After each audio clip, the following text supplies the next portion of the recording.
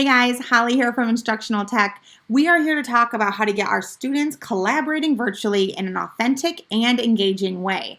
And we're going to do this by diving into the Jigsaw Method. So the Jigsaw Method is a strategy that many teachers are familiar with.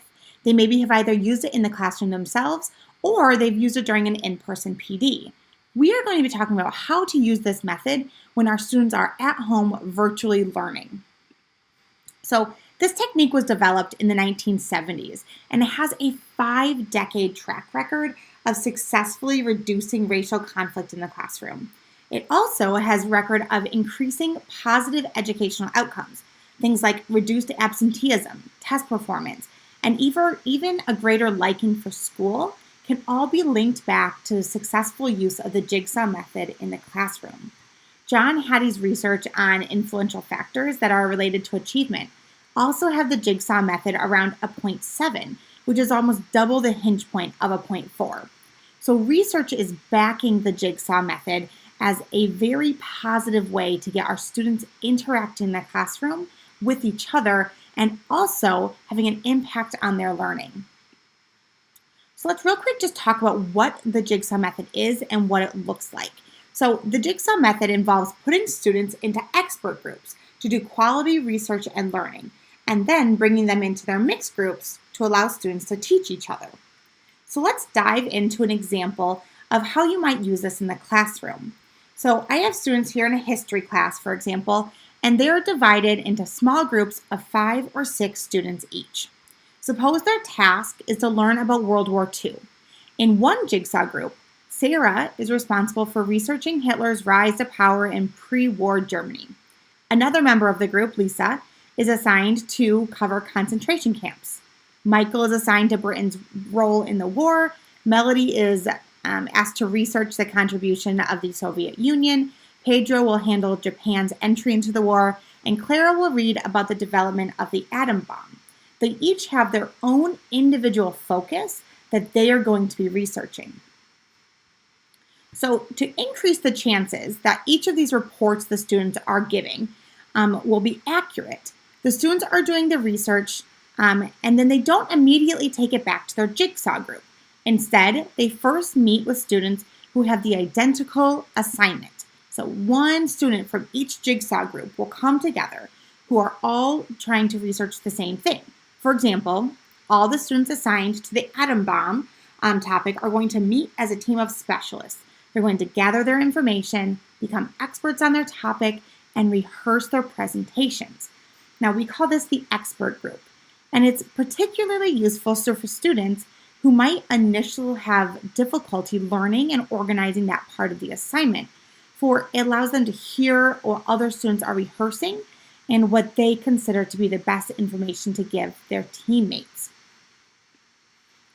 Once each presenter is up to speed, the Jigsaw group then comes back together into their mixed groupings. The atom bomb expert in each group will teach the other group members about the development of the atom bomb. Each student in the group will teach their group about his specialty. So we are able to learn from each one of our members of the group. Students are then tested on what they have learned about World War II from their fellow group members. So what benefits does this have? So first and foremost, it is a remarkably efficient way to learn material. But even more importantly, the Jigsaw process encourages listening and engagement and empathy by giving each group member an essential part to play in the academic activity.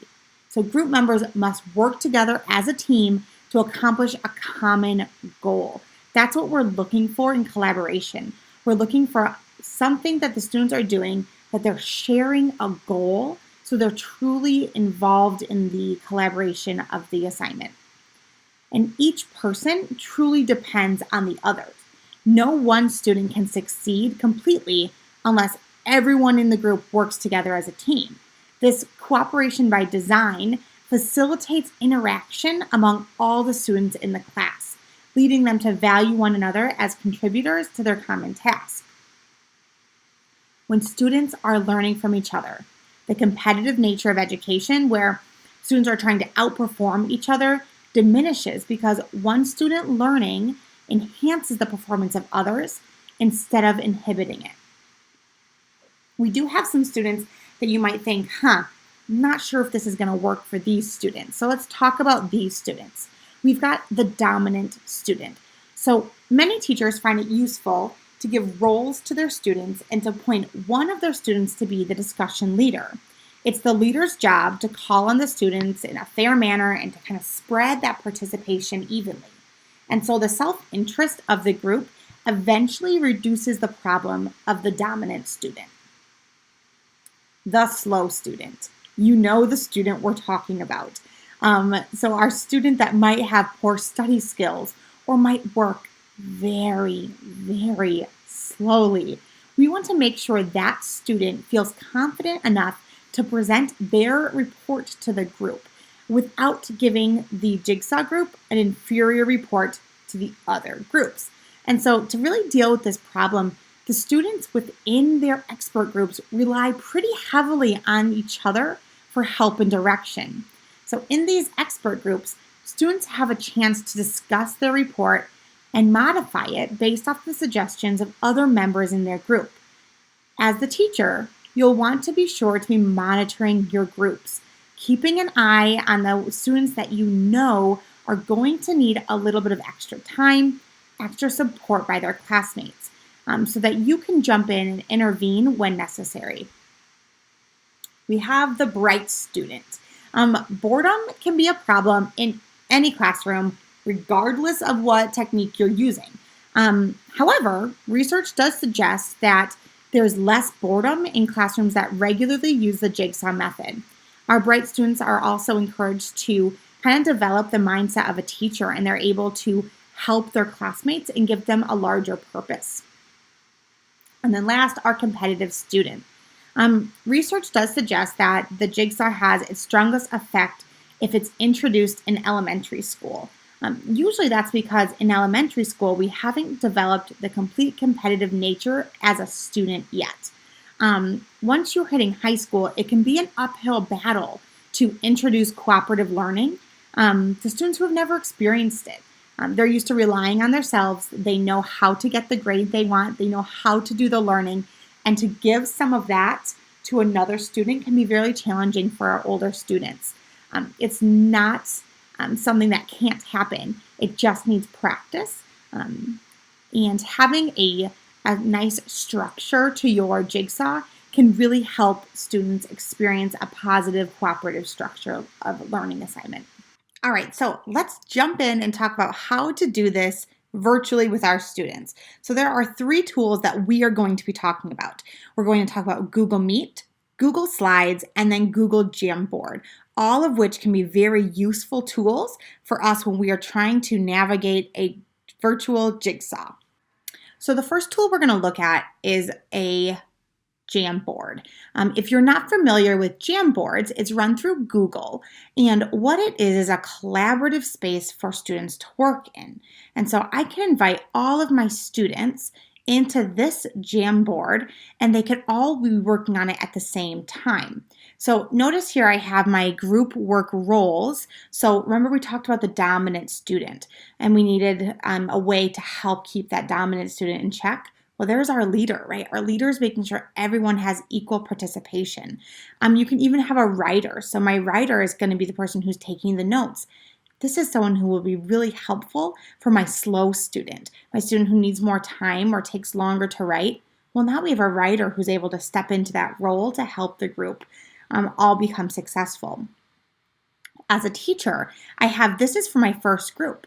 All of my group members from group 1 are working on this page and this second page, but I can even go down to my next group, and I can see exactly where all my students are working. So remember I said that you'll also be utilizing Google Meet.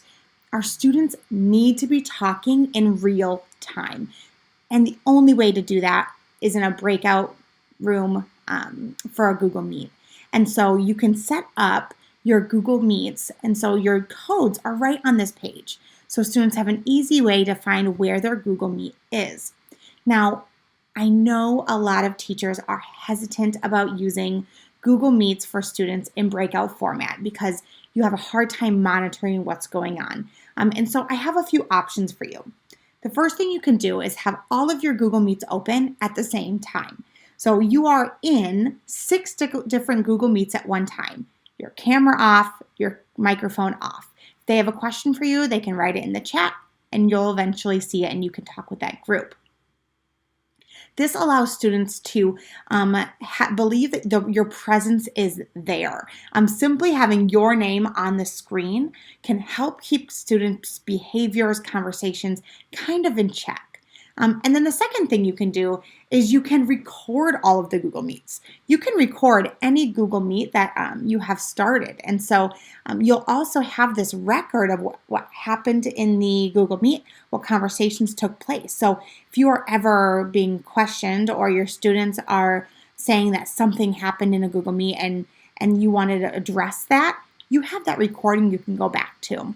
What an awesome piece of evidence, too, that your students can use in their project to talk about how their collaboration went. If you're assessing collaboration, the only way to really do that is to see and hear those conversations. Well, if you record the Google Meet, then you can really jump into those conversations with your students. The other place we can manage our Jigsaw is within Google Slides. So you can see I have a Google Slide set up for my students. On the first slide, I simply have the directions of what happens in each of the groups, what they're going to do in the breakout group, and then what they're going to do in their expert groups. As you look at the thumbnails on the left, you can slide down and they can easily locate their breakout groups. So say I was in group 5, I would slide down to the slide that has a giant 5 on it. And there's a place for us to add our topic, our group members. At the bottom, again, I have that expert group Google Meet code. So students can easily jump into the Google Meet with their classmates. And then the whole group Google Meet code if you ever wanted to pull them back to the whole group. The directions do ask them to add a slide. And so they would simply add their own slide where they'll add their content. Now, as a teacher, I can push this button at the bottom and I can see table view and I can see exactly what's happening on each one of the slides at one time. So I can tell which groups are actively putting work down and which groups are not. This kind of gives me a good indicator of what groups I might need to jump into. Maybe group 3 has nothing written down on their slide yet, but I joined their Google Meet and they're having excellent conversation. So they're just not quite there yet.